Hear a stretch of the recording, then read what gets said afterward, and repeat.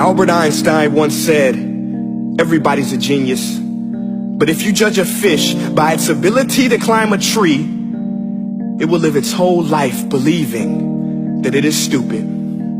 Ladies and gentlemen of the jury, today on trial we have modern day schooling. Glad you could come. Not only does he make fish climb trees, but also makes them climb down and do a 10-mile run. Tell me, school, are you proud of the things you've done? Turning millions of people into robots, do you find that fun? Do you realize how many kids relate to that fish swimming upstream in class, never finding their gifts, thinking they are stupid, believing they are useless? Well, the time has come, no more excuses. I call school to the stand and accuse him of killing creativity, individuality, and being intellectually abusive.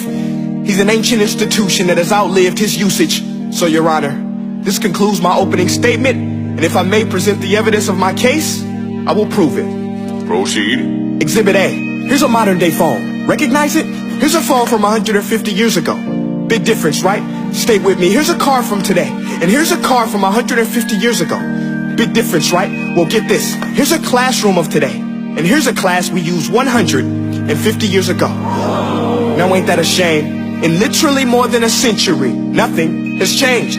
Yet you claim to prepare students for the future? But with evidence like that, I must ask, do you prepare students for the future or the past? I did a background check on you and let the record show that you were made to train people to work in factories, which explains why you put students in straight rows, nice and neat, tell them sit still, raise your hand if you want to speak, give them a short break to eat, and for 8 hours a day tell them what to think. Oh, and make them compete to get an A. A letter which determines product quality, hence grade A of meat. I get it. Back then, times were different. We all have a past. I myself am no Gandhi. But today, we don't need to make robot zombies. The world has progressed. And now we need people who think creatively, innovatively, critically, independently, with the ability to connect. See, every scientist will tell you that no two brains are the same. And every parent with 2 or more children will confirm that claim. So please explain why you treat students like cookie cutter frames or snapback hats, giving them this one-size-fits-all crap. Watch your language. Sorry, Your Honor, but if a doctor prescribed the exact same medicine to all of his patients, the results will be tragic. So many people will get sick, yet when it comes to school, this is exactly what happens. This educational malpractice, where one teacher stands in front of 20 kids, each one having different strengths, different needs, different gifts, different dreams, and you teach the same thing the same way? That's horrific. Ladies and gentlemen, the defendant should not be acquitted. This may be one of the worst criminal offenses ever to be committed. And let's mention the way you treat your employees. Objection. Overruled. I want to hear this. It's a shame. I mean, teachers have the most important job on the planet, yet they're underpaid? No wonder so many students are short-changed. Let's be honest.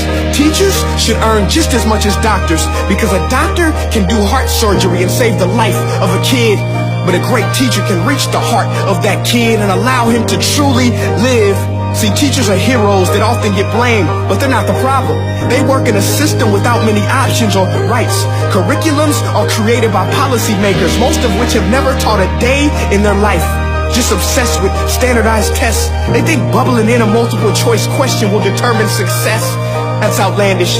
In fact, these tests are too cruel to be used and should be abandoned, but don't take my word for it. Take Frederick J. Kelly, the man who invented standardized testing, who said, and I quote, "These tests are too cruel to be used and should be abandoned." Ladies and gentlemen of the jury, if we continue down this road, the results will be lethal. I don't have much faith in school, but I do have faith in people. And if we can customize healthcare, cars, and Facebook pages, then it is our duty to do the same for education, to upgrade it, change it, do away with school spirit, because that's useless.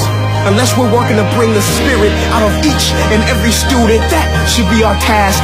No more Common Core. Instead, let's reach the core of every heart in every class. Sure, math is important, but no more than art or dance. Let's give every gift an equal chance. I know this sounds like a dream, but countries like Finland are doing impressive things.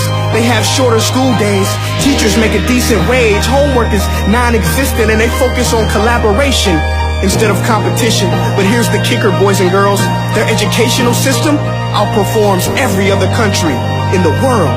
Other places like Singapore are succeeding rapidly. Schools like Montessori, programs like Khan Academy. There is no single solution, but let's get moving. Because while students may be 20% of our population, they are 100% of our future. So let's attend to their dreams, and there's no telling what we can achieve. This is a world in which I believe, a world where fish are no longer forced to climb trees. I rest my case.